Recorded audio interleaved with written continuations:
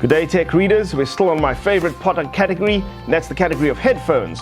This is a new budget-priced hero pair of headphones for us from Sennheiser.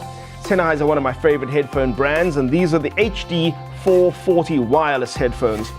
We especially like, they've got a really premium build. They're mostly plastic, but extremely sturdy in their construction, and priced more like budget headphones, normally made out of brittle plastic that break as you look at them, and well below premium headphones that are normally made out of steel, leather, and that sort of thing.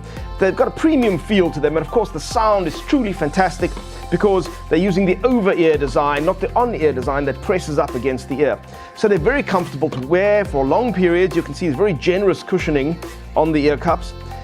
We did find the buttons were a little bit finicky, but once you got used to them, you could operate them with more ease. But they are kind of small and very indistinct. You can't feel your way around all that easily. Again, it's the kind of thing I suppose you get used to after you've used them for a bit.